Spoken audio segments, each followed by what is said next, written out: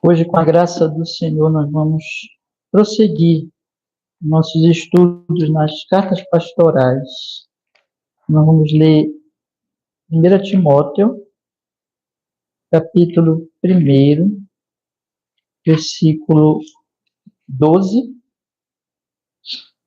Vamos ler, meus irmãos, até o 16. Vamos estudar esse trecho aqui, do 12, 1 Timóteo, capítulo 1, 12 ao 16. Diz a Sagrada Escritura, a palavra do Senhor. E dou graças ao que me tem confortado, a Cristo Jesus, Senhor nosso, porque me teve por fiel, pondo-me no ministério. A mim que dantes fui blasfemo e perseguidor e injurioso, mas alcancei misericórdia, porque o fiz ignorantemente na incredulidade. E a graça de nosso Senhor superabundou com a fé e amor que há em Jesus Cristo. Esta é uma palavra fiel e digna de toda a aceitação. Que Cristo Jesus veio ao mundo para salvar os pecadores, dos quais eu sou o principal. Mas por isso alcancei misericórdia, para que em mim, que sou o principal, Jesus Cristo mostrasse toda a sua longanimidade, para exemplo dos que haviam de crer nele para a vida eterna. Amém. Vamos orar, meus irmãos. Senhor nosso Deus, nós estamos aqui diante de um texto tão precioso, Senhor, testemunho da conversão do teu servo Paulo. Foi um milagre do Espírito Santo. E nós pedimos que diante de um texto desse, nós temos que tirar o sapato dos pés, Senhor, e olhar com humildade para o que o Senhor fez, para essa grande obra, pedindo que o Senhor nos faça entender esse trecho, nos abra um entendimento, Senhor, a consciência, abra também o nosso coração para receber a sua palavra, em nome de Jesus, para o nosso bem, para que isso que o Senhor fez na vida de Paulo seja também, né, assim na nossa vida, Senhor, em nome de Jesus, para a sua glória, para o seu louvor, com o perdão dos nossos pecados, em nome de Jesus Cristo, Senhor, nós te pedimos. Amém e amém. Pode sentar, meus irmãos.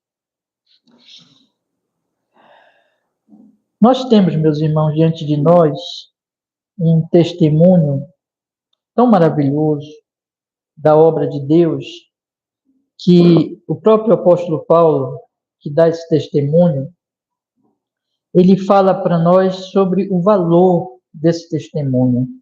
No versículo 16, quando ele diz assim: mas por isso alcancei misericórdia, para que em mim, que sou o principal, Jesus Cristo mostrasse toda a sua longanimidade, para exemplo dos que haviam de crer nele para a vida eterna. Ou seja, ele diz assim: o que Deus fez na minha vida, a grande e gloriosa obra dele na minha vida, é um modelo daquilo que Deus faz na vida de todos os seus servos, na vida de cada eleito, de cada membro da sua amada igreja, por quem ele veio morrer, por quem ele veio dar a sua vida, derramar o seu sangue.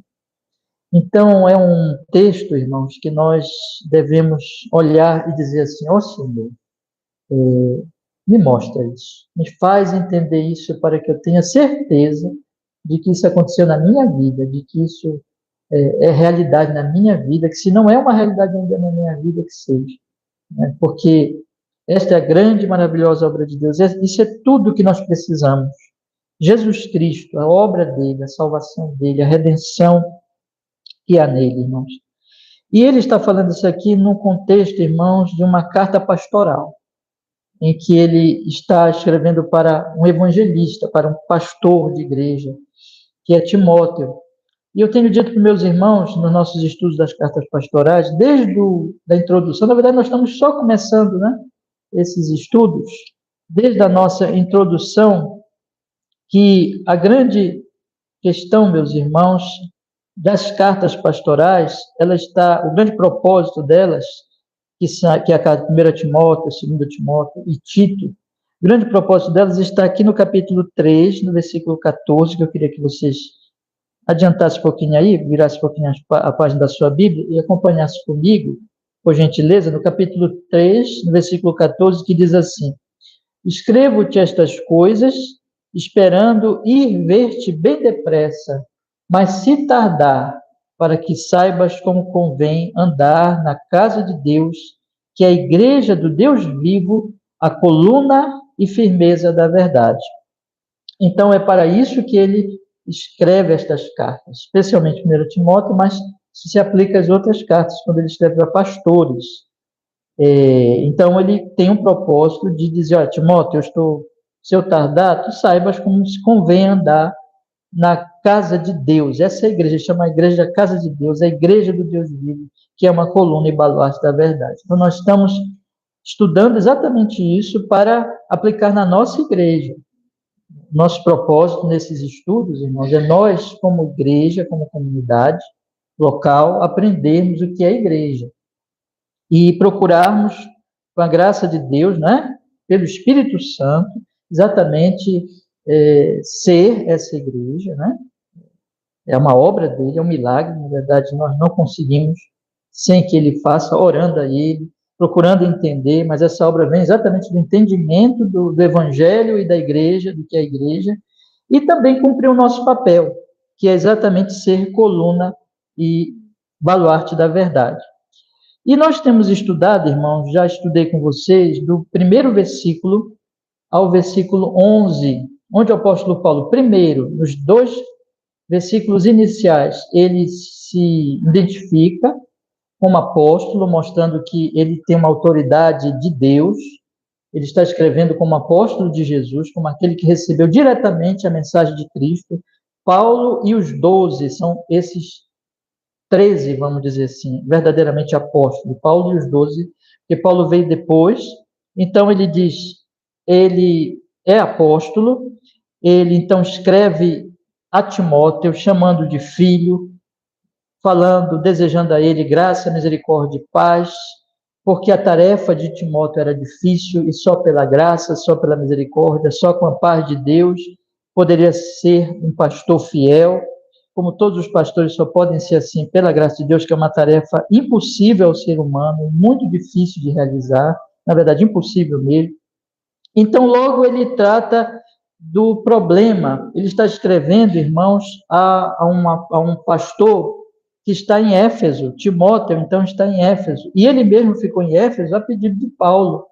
Ele diz assim, te roguei, versículo 3, quando parti para Macedônia, que ficasse em Éfeso.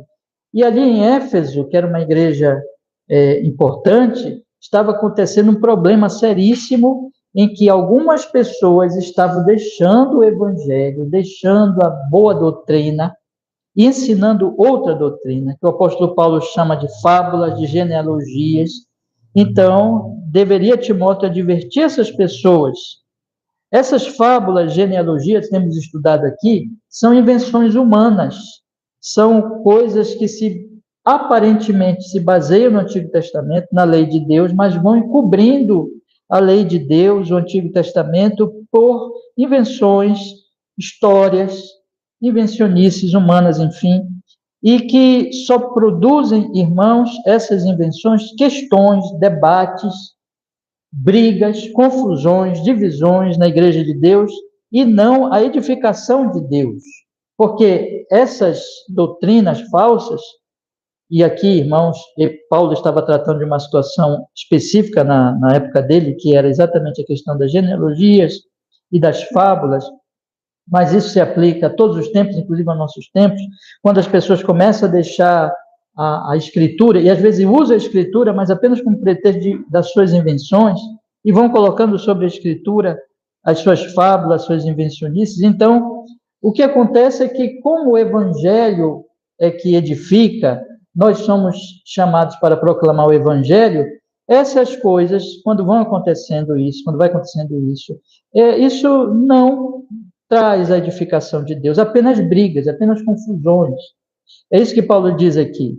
Não traz edificação, consiste na fé. Aí ele fala que esse mandamento dele, essa ordem que ele está dando a Timóteo como apóstolo para que Timóteo advirta esses homens e anuncia o verdadeiro evangelho, visa, versículo 5, o amor de um coração puro, de uma boa consciência e uma fé não fingida, porque quando você deixa essas fábulas e anuncia o evangelho, é o evangelho que produz isso, é o evangelho que produz isso que ele fala no versículo 5, o amor, um coração puro, uma boa consciência, uma fé não fingida, e que ele diz que, desviando-se algumas dessas coisas, desse evangelho, se entregam a vãs contendas.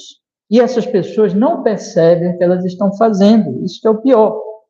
Elas acham que são mestres da lei, versículo 7, mas elas não entendem nem as palavras que elas usam, nem as afirmações delas, elas não compreendem o que estão falando, não, elas estão falando apenas os seus próprios pensamentos, elas estão desviando o povo de Deus, elas usam a lei de Deus de maneira errada, de maneira ilegítima, de maneira que não é para ser usada a lei de Deus. Por isso que o apóstolo Paulo fala aqui no versículo 8, dizendo, a lei, não é que o problema esteja na lei, a lei ela é boa. Ele diz no versículo 8, a lei é boa, mas se alguém dela usa legitimamente. A lei, ela tem a sua própria característica, a sua própria natureza, ela tem um propósito, mas quando o homem começa a usar a lei fora do que ela é e fora do propósito dela, ele usa a lei legitimamente. Era isso que esses homens, esses mestres, supostos mestres da lei, estavam fazendo. De maneira que Paulo aqui corrige e diz assim, não, mas ela é boa. Mas ela é boa se você usar dela legitimamente, porque a lei não é para o justo, não é para o homem justo, mas é para o pecador. A lei ela tem um propósito de ser como uma espécie de espelho. Até tenho procurado até ilustrar assim, irmãos, porque essa ilustração é inclusive bíblica mesmo. Então, quando você sai, por exemplo, da sua casa, você se olha no espelho, porque você não consegue ver a si mesmo, mas você vê a si mesmo através do espelho. A lei é esse espelho. A lei, ela mostra o que nós somos. A lei é para nós que somos pecadores, ela tem um propósito. E aqui Paulo apresenta as duas tábuas da lei. Ele diz que essa lei é para os injustos, os obstinados, os ímpios, os pecadores, os profanos, os irreligiosos. Primeira tábua da lei. Que essa é a parte voltada especialmente para Deus, né? Que é não ter outros deuses, não fazer imagem de escultura, não usar o nome de Deus em vão, guardar o dia do Senhor, primeira tábua da lei. Os irreligiosos quebram a primeira tábua da lei, e a lei então aponta isso. Aí ele vem com a segunda tábua da lei, que é aquela voltada para as nossas relações com o nosso próximo, e para os parricidas, matricidas, homicidas, fornicadores, sodomitas, roubadores de homens, mentirosos e perjuros. Tudo isso quebra, ele está dizendo aqui que são pecados contra a segunda tábua da lei. Então a lei vem e denuncia e mostra que nós somos pecadores, nos humilha, mostra o nosso pecado, a nossa perdição. Paulo está dizendo, é para isso que a lei serve. Mas esses homens, em vez de usar esta lei legitimamente, eles pegam a lei, encobrem com as suas genealogias, com as suas invenções, e a lei fica inútil para eles, porque eles se sentem ainda, mesmo fazendo todas essas coisas, eles se sentem mestres da lei, arrogantes, não são humilhados pela lei, e quando eles pregam isso, eles produzem pessoas assim, pessoas arrogantes, legalistas, cheias de religiosidade vã, e que não tem nada a ver com o evangelho. A lei é um pedagogo, a lei, ela mostra o nosso pecado, mostra a nossa deficiência e aponta para Jesus e diz assim, olha, vá a Cristo, porque por você mesmo você é pecador, mas somente Cristo salva. Paulo diz assim, para o que for contrário à sã doutrina.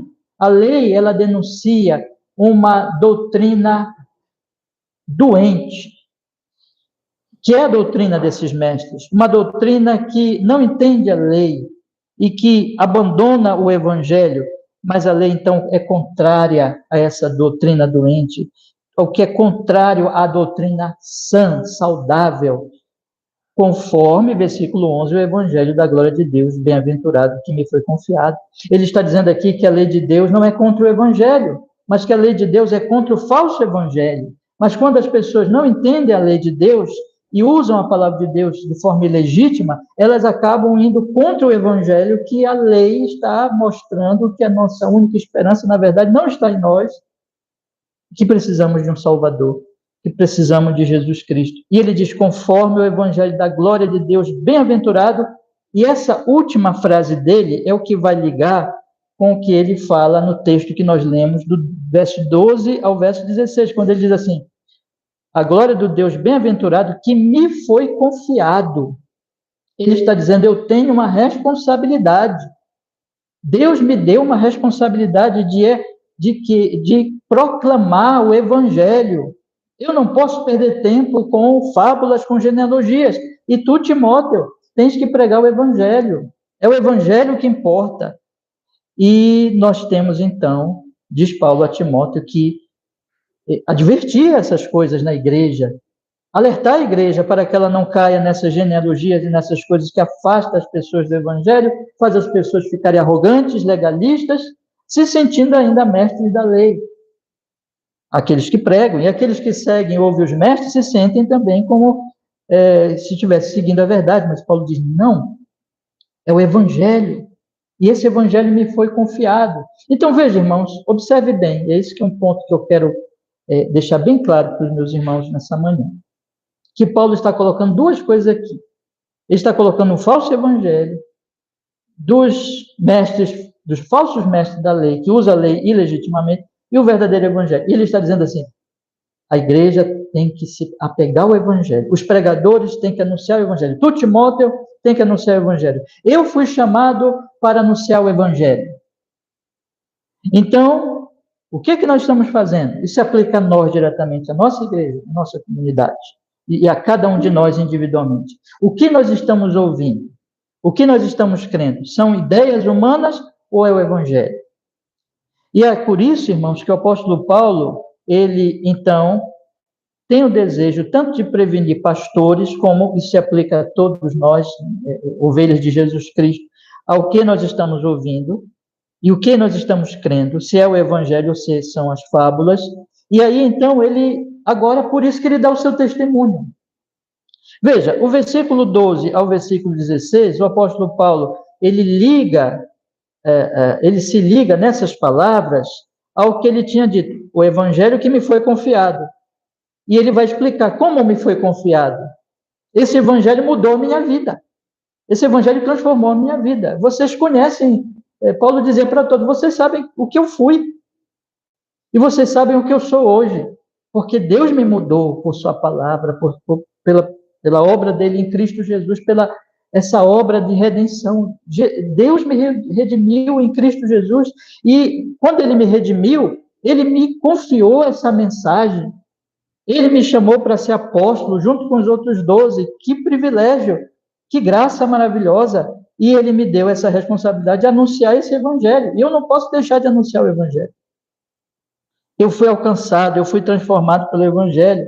É por isso que ele põe aqui, porque, na verdade, ele está fazendo um contraste, irmãos, com os falsos mestres. Ele está dizendo assim, vejam esses mestres da lei, o que eles estão fazendo, mas o evangelho é que é a verdade, eles estão esquecendo o evangelho, mas eu, apóstolo, sou do evangelho e sou chamado para proclamar o evangelho. E nós devemos olhar para tudo isso e dizer assim, é isso o que nós temos que ouvir, o evangelho.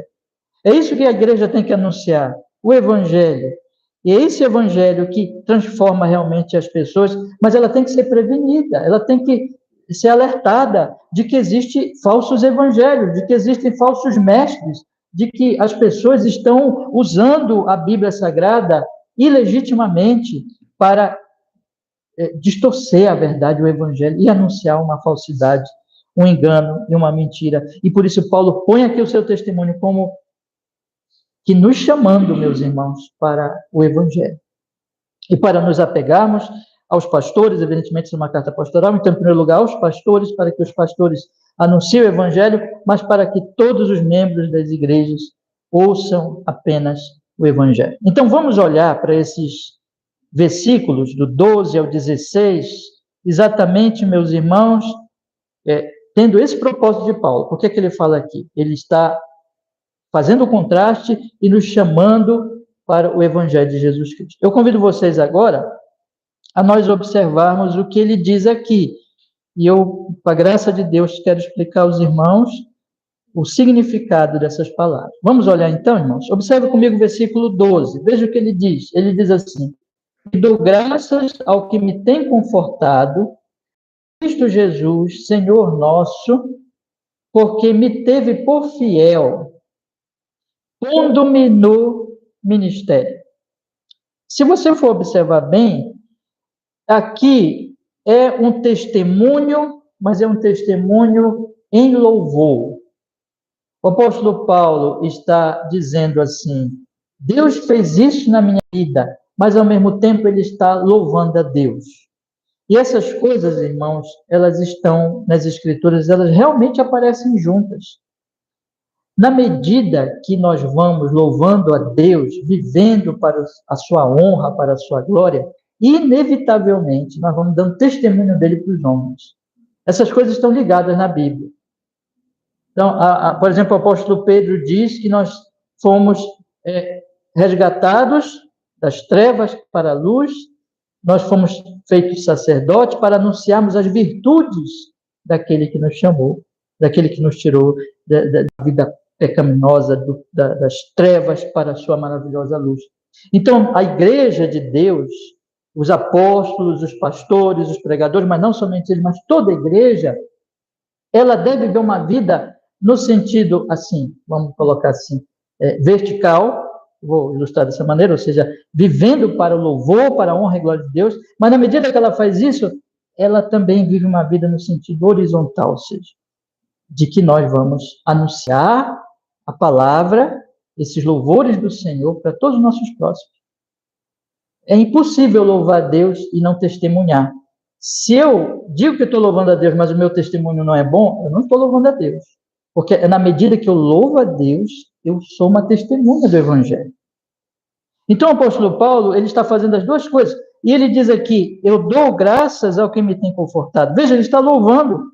E esse trecho se encerra com um versículo que eu não quis colocar aqui para nós meditarmos hoje, porque eu vou deixar para a próxima pregação, se Deus quiser, que é o versículo 17. Olha comigo o versículo 17. Olha que coisa maravilhosa é o versículo 17. É um louvor a Deus.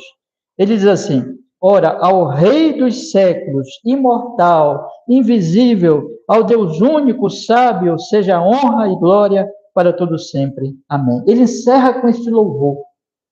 Então, aqui é louvor. Ele diz: eu dou graças, é louvor. E ele encerra, no versículo 17, esse trecho com este louvor.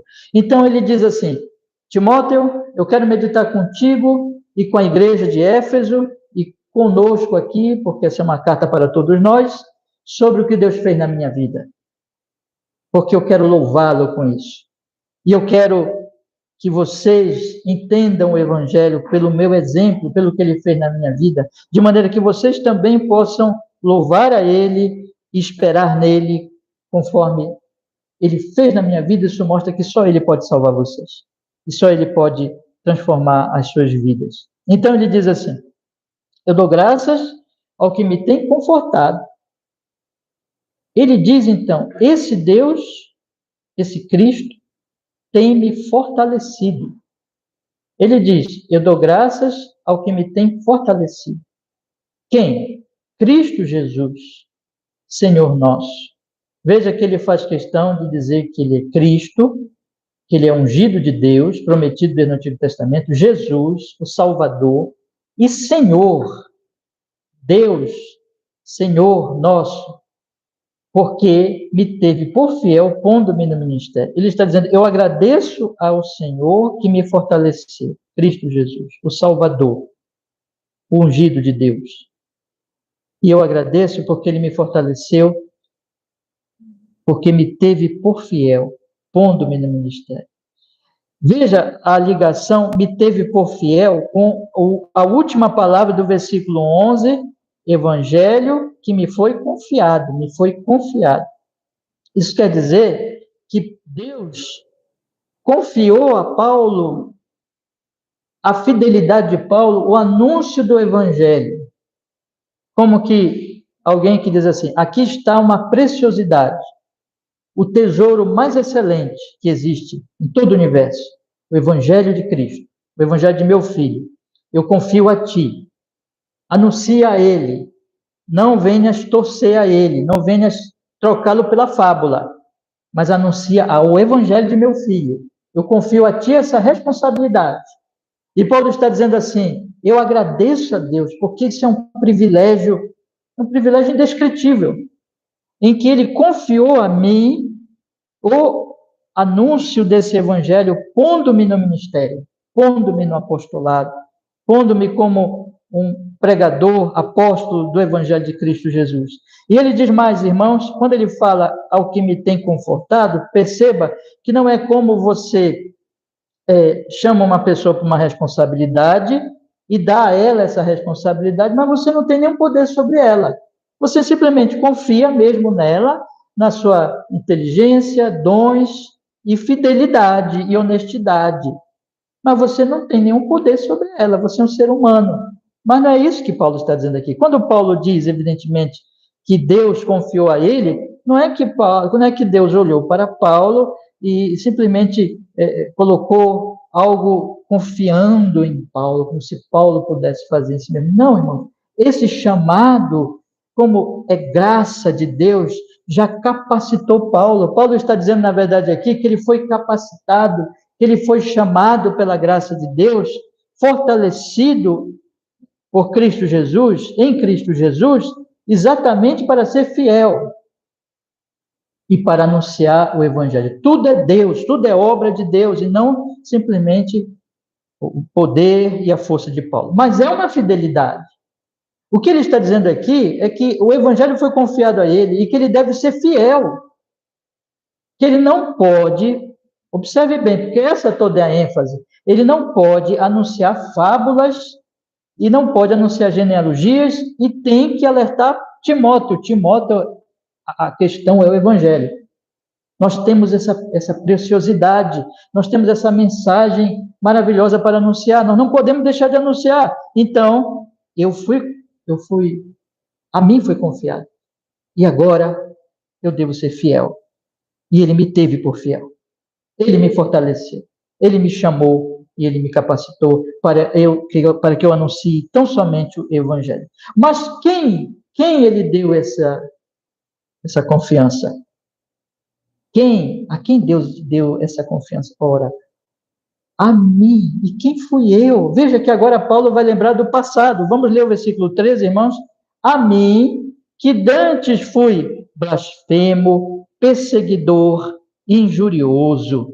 Eu que fui isso aqui. Vamos observar as palavras, meus irmãos. Blasfemo. Paulo falava mal de Jesus. Paulo zombava do Evangelho. Paulo não cria no Evangelho, denunciava o Evangelho e achava, entendia que Jesus Cristo era um falso Messias, era uma fraude, e ele então blasfemava. Ele quebrava a primeira tábua da lei. Ele não honrava o Deus encarnado, o Deus vivo que veio a esse mundo. Diz aqui que ele era perseguidor. Sabemos exatamente porque Paulo ele era contra Cristo, por causa disso, que ele era contra os discípulos de Cristo, contra a igreja de Cristo. E ele é destacado em todo o Novo Testamento, meus irmãos, mais do que outros da mesma época dele, como um perseguidor dedicado, que não media esforços, que ia pegar cartas com autoridades, que buscava cristãos em outros lugares, que viajava se fosse preciso, porque ele queria perseguir e destruir a igreja de Cristo Jesus, e essa mensagem que ele considerava uma mensagem fraudulenta, uma mensagem falsa. Então ele perseguia a igreja. Ele, portanto, irmãos, ia atrás dos cristãos e os forçava, como ele mesmo diz em outra parte, a blasfemar, e os tirava, e os maltratava, e os prendia. Ele era o perseguidor da igreja, e ele também, não somente isso, mas ele também, última palavra, era injurioso. Ele era alguém, irmãos, que difamava e que era violento e que fazia qualquer coisa para destruir a igreja de Deus. Paulo era alguém que usava de palavras para difamar e destruir a reputação da igreja de Cristo. Paulo era alguém que apoiava a morte, apoiou a morte de Estevão. Paulo era um assassino de cristãos. Paulo era alguém, então, irmãos, com tudo isso, que não somente quebrava a primeira tábua da lei, e essas coisas, na verdade, não estão desligadas, porque quando se quebra a primeira tábua da lei, inevitavelmente se quebra a segunda tábua da lei, e ele também quebrava a segunda tábua da lei. Então, vamos pensar aqui, meus irmãos, essas coisas é a lei de Deus condenando Paulo. Vocês lembram que ele tinha dito no versículo 9? Vamos ler o versículo 9. A lei não é feita para o justo, mas é feita para os injustos, é feita para um Paulo, é feita para os obstinados, para os ímpios, para os pecadores, para os profanos, para os irreligiosos, para um Paulo.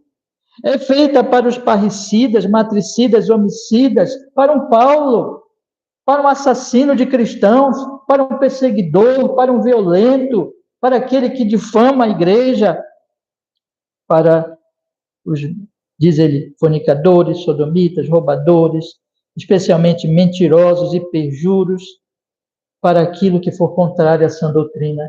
E tudo isso, irmãos, tem a ver com Paulo, porque Paulo mentia, Paulo tinha uma doutrina doentia, Paulo tinha uma falsa, Paulo interpretava mal a lei, Paulo não queria saber de Cristo. Paulo diz aqui, o que ele está mostrando? Vejam, a lei me condenou. Quando eu falo do uso legítimo da lei, é porque esse uso legítimo da lei foi posto sobre mim. A lei foi usada legitimamente sobre a minha alma, sobre a minha vida, porque eu era um blasfemo, eu era um perseguidor, eu era um mentiroso, violento. Eu não merecia nada de Deus, mas foi a mim que Deus pôs no ministério e teve por fiel. Por quê? Aí vem a segunda parte do versículo 13. Vamos ler? Mas alcancei misericórdia, misericórdia, misericórdia.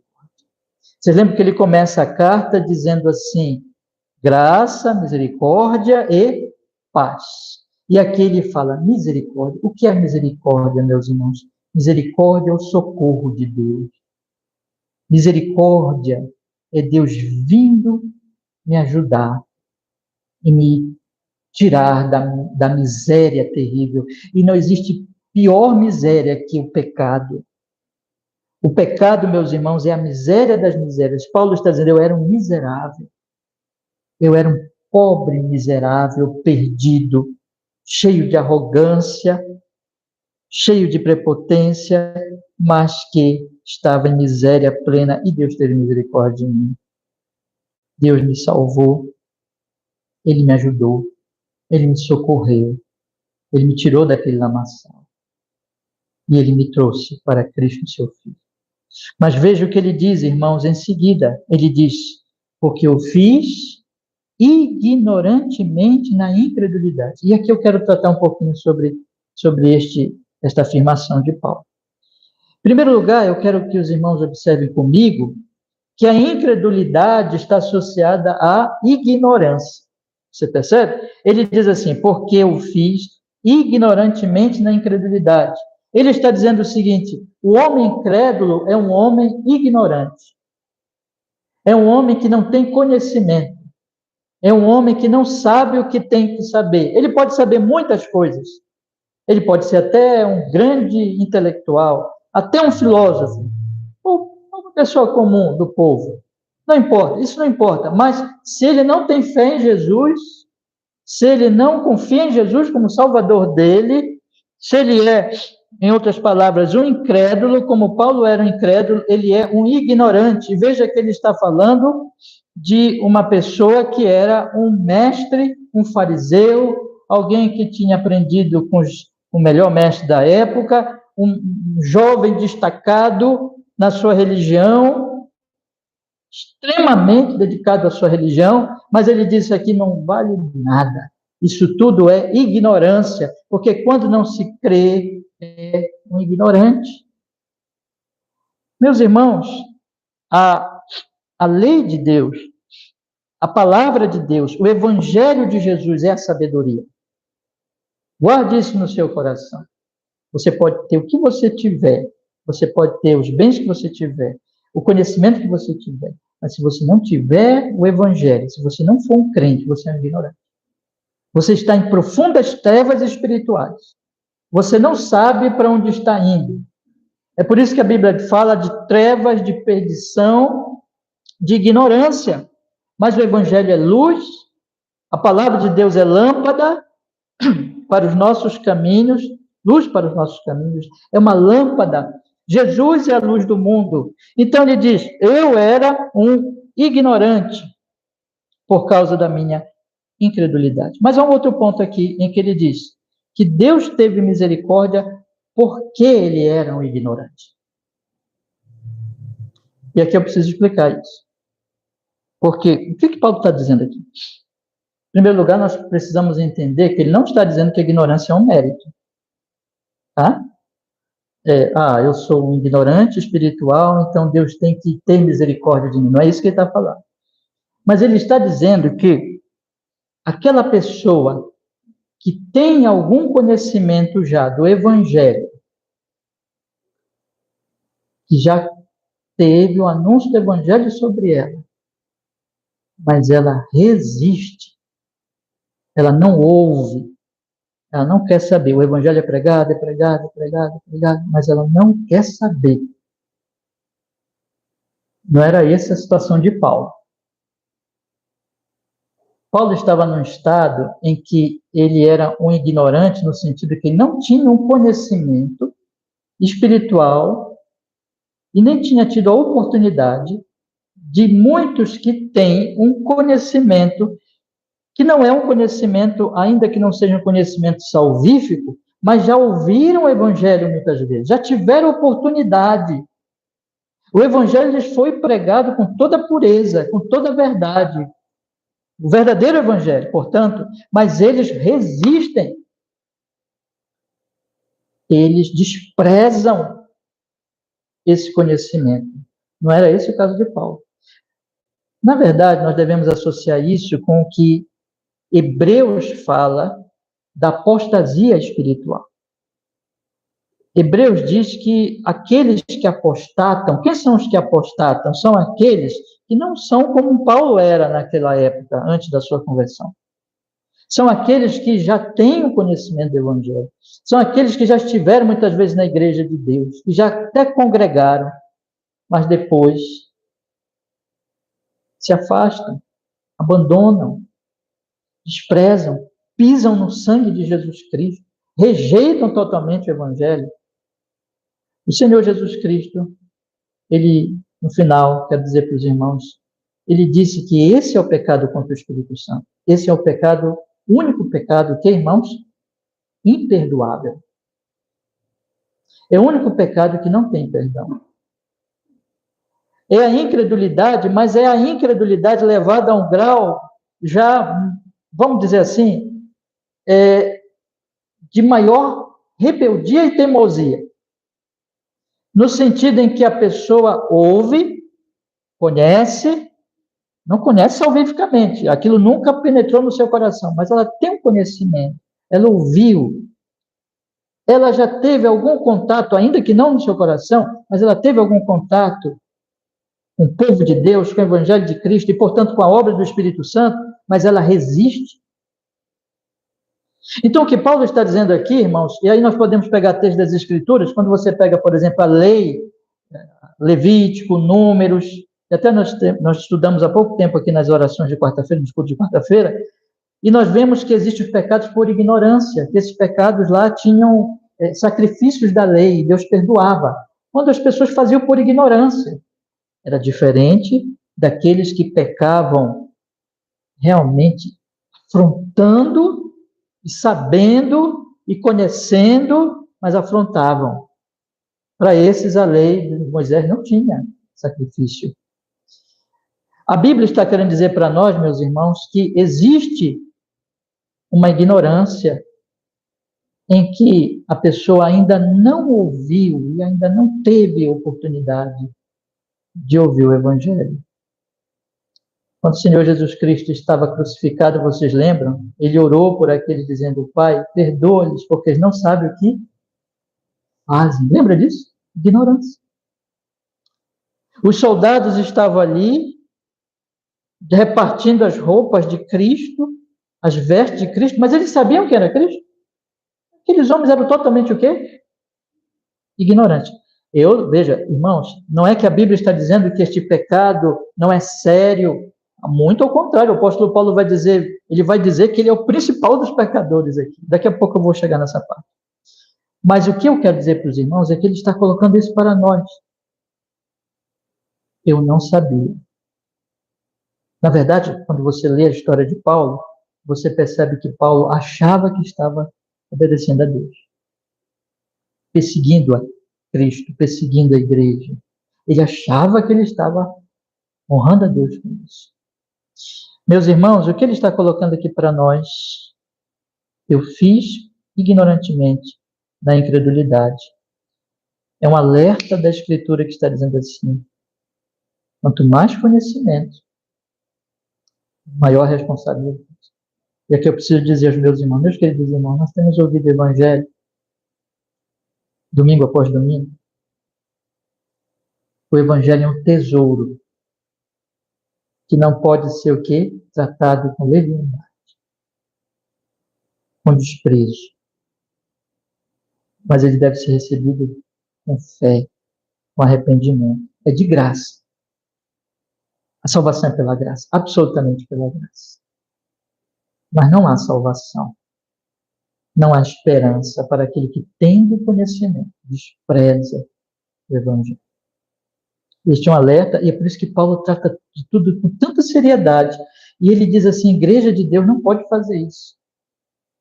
A igreja não pode tratar o Evangelho com sabe, desprezo, como se fosse uma coisa desprezível, uma bolinha, um brinquedinho, porque ele é o anúncio de Cristo, é Deus dizendo: pecadores, creiam, se arrependam. Se vocês crerem, se vocês se arrependerem, vocês serão salvos. Mas se vocês não se arrependerem, se vocês desprezarem o Evangelho, vocês não são mais ignorantes. E vocês não há esperança. É o que Hebreus diz: aqueles que abandonam Cristo, aqueles que desprezam Cristo, não há esperança. Então tudo é muito sério, né, meus irmãos? Mas aí a palavra de Deus diz assim, ele diz assim, vou ler de novo o 13, a mim que dantes fui blasfemo, perseguidor, injurioso, Deus me socorreu, Deus me salvou, Deus veio e me tirou daquela situação. E aí ele diz então, versículo 14, veja que ele já tinha falado da misericórdia, né? Agora ele fala da graça. E a graça de nosso Senhor superabundou com fé e amor que há em Jesus Cristo. Os termos são muito importantes, irmãos, porque ele diz assim, a graça, o que é a graça? A misericórdia é o socorro. A graça é o favor imerecido. O que Paulo merecia, sendo ele um blasfemo contra o Filho de Deus, um perseguidor da igreja, um violento que apoiou a morte de Estevão? O que ele merecia? Inferno, condenação. Mas aí Jesus morreu por pecadores, como Paulo. A graça é o favor imerecido. A graça de nosso Senhor, veja outra palavra importantíssima, superabundou. Irmãos, não é pouca porção da graça. Paulo gosta de usar essas expressões para dizer assim, é super, né? Onde abundou o pecado, vocês lembram? Superabundou a graça. Então ele está falando aqui, é super, é transbordante, é tanto pecado, é tanta maldade, é tanta blasfêmia, é tanta perseguição, é tanta injúria, que a graça tem que ser superabundante. E é isso, a graça de nosso Senhor superabundou. Maior é a graça que os meus pecados, que os seus pecados. Maior é a graça do que a nossa morte, do que a nossa condenação. Graças a Deus por isso. É por isso que Paulo está falando aqui isso. E ele está dizendo assim, a graça de nosso Senhor superabundou, aí ele acrescenta, né, meus irmãos? Com fé e amor que há em Jesus Cristo. Então ele diz assim, olhem, veja o que aconteceu comigo. Eu que fazia tudo isso, a graça foi super abundante. E ela superabundou e ela veio com fé e amor em Jesus. O que é isso? A graça produziu fé. E com fé veio o amor. Porque, irmãos, ele diz, eu era cego, eu era ignorante, eu era incrédulo. Lembra? A ignorância da incredulidade. Mas então veio o evangelho, veio o conhecimento, veio a sabedoria de Deus.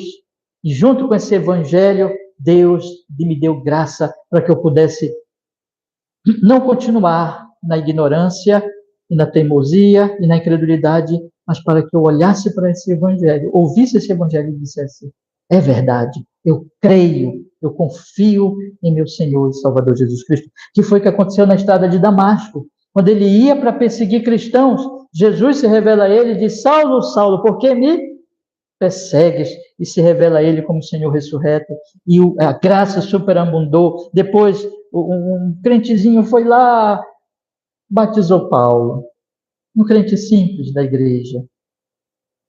Paulo foi salvo. Paulo, a graça alcançou, e ele teve fé, e junto com a fé vem o amor. Ele passou a amar Jesus, e ele passou a amar a igreja. Aí ele nunca mais blasfemou, ele nunca mais perseguiu, ele deixou de ser violento, ele nunca mais guardou roupas dos assassinos, dos Estevãos, nunca mais ele fez isso. Ele se tornou alguém cheio de fé e de amor. Olha só, irmãos. Agora me digam, você olha e diz assim, um perseguidor como Paulo, um blasfemo, um injurioso, um violento? Não, esse não tem jeito. Esse está perdido. Mas aí é por isso que ele diz, a graça superabundou. E eu, então, tive fé e eu fui transformado. E agora eu sou cheio de amor. E aí, então, meus irmãos, ele fala no versículo 15, ele cita uma frase que é provável que fosse uma frase de um credo ali na igreja primitiva, alguma coisa que a igreja sempre repetia e que vamos dizer assim, se solidificou a fé da igreja neste credo inicial. Qual era o credo? Cristo Jesus veio ao mundo para salvar pecadores. Preste bem atenção, todos. Esse é o evangelho em síntese. Cristo Jesus veio ao mundo para salvar pecadores. Esse é o evangelho, numa frase. Então ele diz no versículo 15, esta palavra, que Cristo Jesus veio ao mundo para salvar pecadores. Essa palavra, ele diz, é fiel. Versículo 15, digna de toda aceitação. Essa palavra é fiel, verdadeira. Todos têm que aceitá-la. Todos têm que anunciá-la. Meus irmãos, vocês estão percebendo os contrastes? Ah, não, genealogia não serve para nada. Genealogia não serve para nada. Debates sobre a lei, fábulas não servem para nada, só produz discussão. Não façam isso, não percam tempo com isso, não se aborreçam com isso. Mas tem uma coisa que vocês devem ouvir. Há uma mensagem que vocês devem aceitar, ouvir com toda atenção e crer nela. Jesus Cristo, Cristo Jesus, veio ao mundo, desceu da sua glória, nasceu numa virgem, se tornou homem, se revestiu de humanidade, veio ao mundo, né? É uma expressão, inclusive, mais joanina do que paulina, né? É mais usada por João nos seus escritos do que por Paulo. Mas era o credo da igreja, é a palavra de Deus, a palavra apostólica. Então, Cristo Jesus desceu da sua glória, habitou aqui entre nós, como um ser humano, e ele veio para quê? Para morrer numa cruz, como homem, para pagar os pecados de pecadores, para salvar pecadores. Essa palavra deve ser ouvida, essa palavra deve ser proclamada, essa palavra deve ser o anúncio da igreja de Deus, e não genealogias, e não fábulas. Mas ele acrescenta, meus irmãos, mais uma informação, porque ele está dando testemunho dele. Vocês estão entendendo? Vocês estão percebendo? Ele está falando o testemunho dele. Então ele diz assim, veja que coisa. Vou ler de novo o versículo 15. Cristo, esta é uma palavra fiel e digna de toda aceitação, que Cristo Jesus veio ao mundo para salvar os pecadores, dos quais eu sou o principal. Ele está dizendo, olha, eu sou o pior. Eu sou o número 1.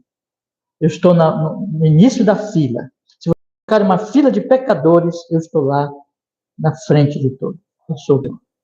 Eu sou o pior. Eu sou o principal. E ele veio me salvar. Como pior. Como principal. O que ele está querendo dizer com isso? Irmãos, tem um debate sobre o que Paulo está querendo dizer com isso. E eu vou falar uma coisa para vocês. Eu não vou fechar a questão, não. Eu confesso para vocês que eu não concluí isso aqui, não. Eu vou estudar mais. Então, por uma questão, inclusive, de honestidade, eu não vou afirmar nada. Mas eu só vou dar duas possibilidades. Ele talvez esteja diante daquela situação que ele está meditando e que ele está pensando em si mesmo. E ele está autoconsciente do seu pecado. Veja que ele diz, ele não diz simplesmente assim, eu fui o principal, mas eu sou o principal. Então ele está sentindo ali que a graça é tão grande porque ele sabe que ele ainda continua necessitado da graça. Paulo conhece a si mesmo mais do que todos os outros homens, e Paulo sabe, quando ele olha para si mesmo, que ele é mais necessitado da graça, sempre necessitado da graça. Então ele sempre diz, eu sou o maior deles, sempre, sempre. Eu tenho esse senso, eu tenho essa consciência. Talvez seja isso. Talvez seja, mas eu, sinceramente, acho que não é isso. Mas pode ser que seja. Outros vão dizer assim, não, mas ele está dizendo aqui, na verdade, que ele é o principal dos eleitos. Ele é aquele que, dentre todos, é o principal. Porque ali, um perseguidor terrível, um blasfemo que odiava a Cristo Jesus. Ninguém foi tão terrível como ele, dentre os salvos, dentre os eleitos. Mas ele foi o pior de todos. E ele foi alcançado. Quer falar, irmão? Posso falar? Pode, fique à vontade. Se os outros irmãos também quiserem falar, tá? Fique à vontade. Uhum. Se a gente for olhar para nossa mente, prédios, a gente vê palavras como blasfêmia, segredo, somente, nós vemos de superador, transformador, sim, depois a gente vê expressões como o principal e misericórdia sendo usadas duas vezes, mas a frente completa uma unidade. Penso eu, quando ele se refere a principal aqui, até pela geografia do texto, que era após a expressão de misericórdia e antes de Jesus Cristo evidenciasse a sua completa unidade, e Paulo nos colocando numa posição, mostrando que está marcado para a igreja, que não há pecado algum, não há maldade, ignorância, perseguição, porque ele perseguiu o filho de Deus. Então não há extremo algum de pecado que a misericórdia, a unidade de Deus não possa perdoar.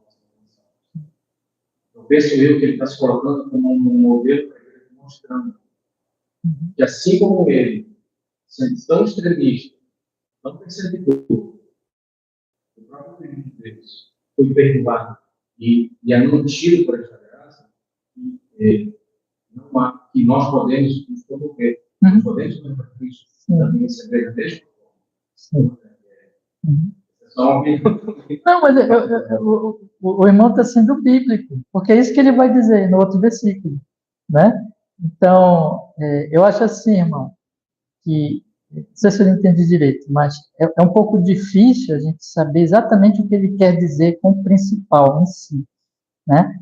E é isso que eu quero falar para vocês agora. O saber, vê se eu estou entendendo, tá? O saber exatamente o que é o principal não é importante. Mas o que ele quer passar para nós, não é que não seja importante, é importante. Mas o mais importante, eu vou colocar até melhor assim, é importante a gente saber.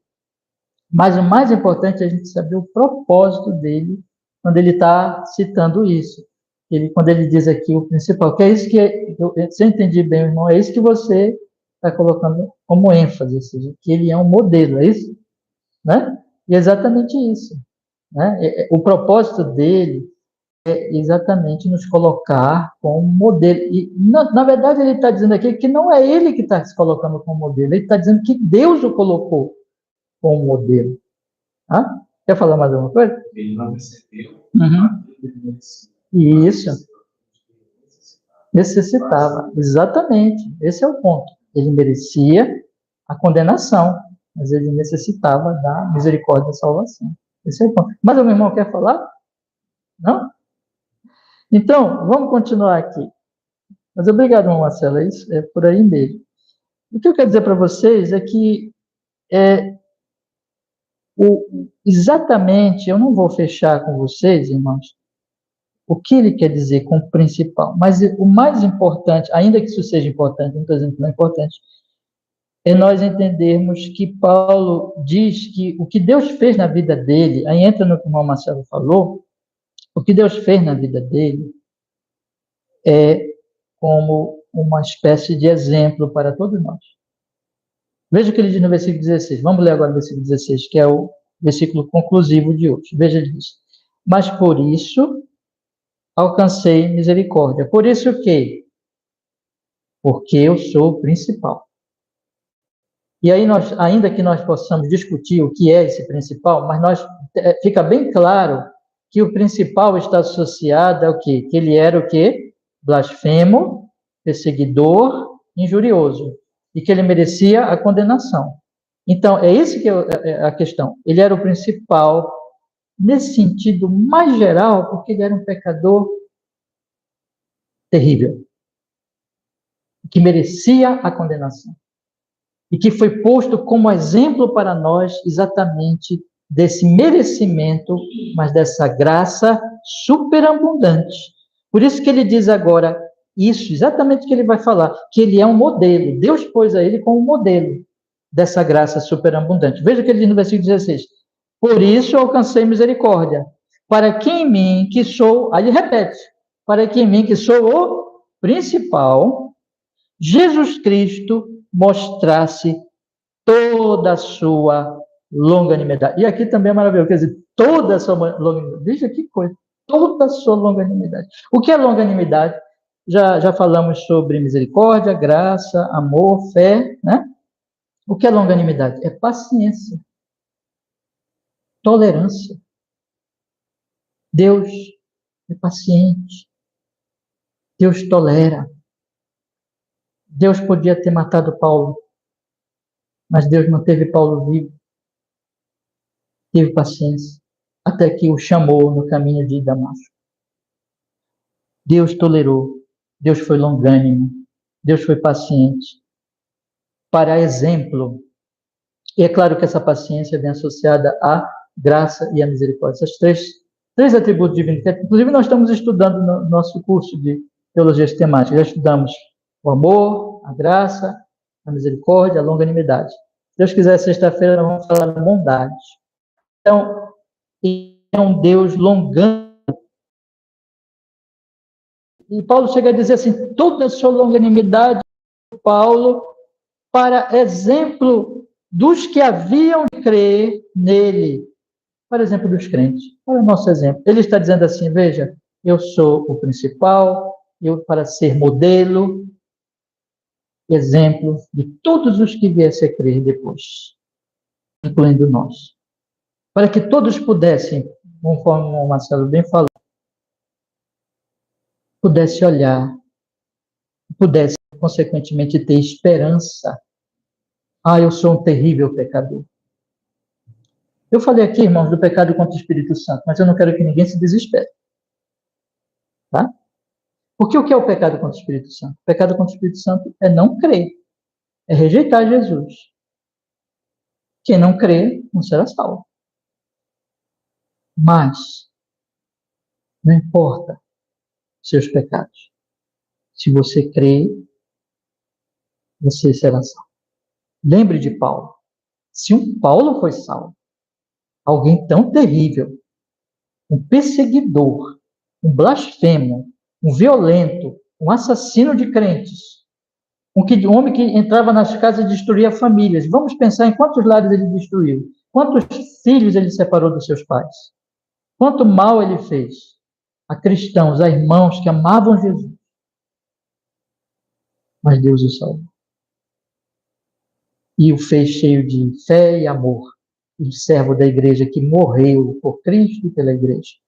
Se Deus fez isso com Paulo, o principal, o pior, aquele que é o modelo, se eu crer, ele me salvará. Porque a graça superabundou sobre Paulo. Superabunda também sobre mim, não importando os meus pecados. É isso, irmãos. E é isso que ele está dizendo. E ainda acrescenta. E é tão rico. Olha, eu estou preocupado com o tempo, a gente já vai acabar. Mas ele ainda coloca aqui assim, olha, no finalzinho. Vamos ler, eu vou ler todos os 16, tá? E aqui eu vou concluir e dar algumas aplicações rápidas. Diz assim: mas por isso alcancei misericórdia, para que em mim, que sou o principal, Jesus Cristo mostrasse toda a sua longanimidade para exemplos que haviam de crer. Olha, irmãos, para a vida eterna. Vida eterna. Veja que coisa preciosa. Todo aquele que crê tem vida eterna. Uma vida abundante de comunhão com Deus. Paulo está dizendo assim, olha como eu era contra Cristo, eu era blasfemo, mas agora eu estou em Cristo, eu tenho vida. Porque o que é vida, irmãos? Vida Jesus diz lá em João 17, conhecer ao Pai, conhecer a Cristo, ter Cristo, estar em comunhão com Cristo. É a vida. Meus irmãos, é a vida. Vocês crentes não podem dizer isso comigo nessa manhã? Você não pode dizer nessa manhã que vocês podem perder tudo, mas vocês já têm tudo porque vocês têm Jesus? Você não pode dizer isso? Se você meditar, se você pensar no que Deus fez na sua vida, você pode dizer, ah, pastor, eu sei que eu vou sofrer, eu sei que eu posso sofrer, eu sei que eu vou morrer, mas eu já tenho Jesus. E é nesse sentido vida eterna, vida com Deus, mas é também no sentido de uma vida que nunca acabará. Aquele que crê em mim, disse Jesus, mesmo que morra, viverá. Não acaba. Nossos irmãos queridos que nós conhecemos ao longo da vida, da nossa caminhada cristã, eu posso lembrar de muitos, eu penso que vocês também vão lembrar, de irmãos que já foram, já não estão mais entre nós, mas eles estão vivos, porque eles estão com Jesus. É uma vida que não termina. E quando Jesus voltar, ele vai ressuscitar o nosso corpo mortal, para que ele também viva para sempre. Meus irmãos, quero finalizar colocando para vocês o seguinte quadro. O que Paulo ele está querendo passar para nós aqui? Ele está querendo passar para nós o seguinte: ó Timóteo, ó igreja de Éfeso, da qual você é pastor, Timóteo, ó igreja do Tapanã, Batista do Tapanã, ó igreja do século XXI, não percam tempo com genealogias, não percam tempo com debates infrutíferos na internet, com debates sobre política, sobre questões dessa, daquele lado político. Não façam isso, por favor. Não percam tempo debatendo coisas pequenas, se irritando com questões religiosas também, sem valor nenhum. Não se irritem com os pensamentos dos outros, não briguem com eles, não debatam com eles. Não se apeguem a essas ideias humanas. Não se apeguem a essas questõezinhas insignificantes, essas genealogias e essas fábulas, invenções humanas, e fiquem pensando nisso e brigando sobre isso, seja de que lado for, seja de que aspecto for. Mas creiam em Jesus Cristo. Você já creu em Jesus Cristo? É isso que Paulo está dizendo para todos nós. Você já confiou em Jesus como seu Salvador? Já fez isso? Então, está tudo bem. Agora, se você já fez isso, continue olhando para Jesus, continue descansando nele todos os dias, continue dependendo da sua graça, da sua misericórdia. Veja que Paulo diz, eu sou pecador hoje, né? Então eu sei que tudo é graça, eu continuo olhando para Ele, eu continuo esperando nele. Essa é a primeira coisa para todos nós. Ele diz para nós hoje: não ouçam, não percam tempo para ouvir os que pregam genealogias, fábulas. Não ouçam essas pessoas, esqueçam isso. Ouçam o Evangelho, ouçam os que pregam o Evangelho, se apeguem ao Evangelho. E ele também está dizendo, especialmente para mim, que sou pastor, mas para todos os pastores, e que está sendo transmitido e gravado, e que sirva para outros irmãos pastores, mas ele está dizendo: pastores, preguem o Evangelho. O trabalho de vocês é anunciar o Evangelho de Jesus na igreja e na vida de vocês, das redes sociais.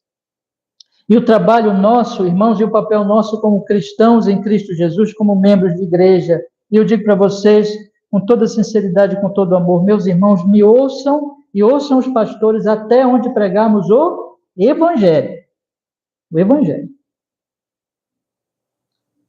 Porque se alguém deixar de pregar o Evangelho, por mais que você goste muito, e Paulo disse: se um anjo vier do céu e pregar uma mensagem além do Evangelho que temos anunciado, seja o quê? Anátema, maldito, não é? Mas que nós ouçamos apenas o Evangelho. Esse Evangelho transformador. E eu quero encerrar ainda com uma palavra. Você se sente muito pecador, meu irmão? Você se sente muito miserável diante do Deus Santíssimo? Lembre de Paulo. Eu quero encerrar com o versículo 16. Mas por isso alcancei misericórdia, para que em mim, que sou o principal, Jesus Cristo mostrasse toda a sua longanimidade, para exemplo dos que haviam de crer nele para a vida eterna. A sua fé esteja em Jesus. Olhe para ele. Ele é suficiente para te salvar. Não importa os teus pecados. Amém. Vamos orar. Senhor amado, muito obrigado por nós termos tido o privilégio nesta manhã de estudarmos esses versos de um testemunho poderoso e maravilhoso do teu servo Paulo. O Senhor colocou como exemplo para nós da sua graça, misericórdia, longanimidade. E assim nos inspire, Senhor, a que todos esperemos apenas em Jesus Cristo, que a fé de todos nós que estamos aqui, os que estiverem ouvindo, os que estiverem ouvir essa pregação, esteja em Jesus Cristo, tão somente. Nossa esperança esteja nele, Senhor amado. E que todos nós continuemos olhando para ele todos os dias, esperando nele. E que em nome de Jesus também nós ouçamos apenas o Evangelho. Nos guarde de ouvir genealogias, fábulas, Senhor. Abençoa para que os pastores, pregadores, anunciem o Evangelho. Abençoe especialmente, Senhor, a mim, me usa para anunciar só o Evangelho. Abençoe os meus irmãos que estão aqui, que a nossa igreja se firme no Evangelho. Que o seu nome seja louvado, Senhor, em tanta graça, em tanta longanimidade, como foi no modelo, no principal dos pecadores, o apóstolo Paulo. Que assim seja, para o seu louvor, para a sua honra, para a sua glória, em Cristo Jesus, na nossa vida também. Amém. E amém. Graças a Deus. Deus nos abençoe, meus irmãos. Vamos ler, meus irmãos, o texto de hoje à noite. Daniel, capítulo 6. Deixa eu encerrar aqui.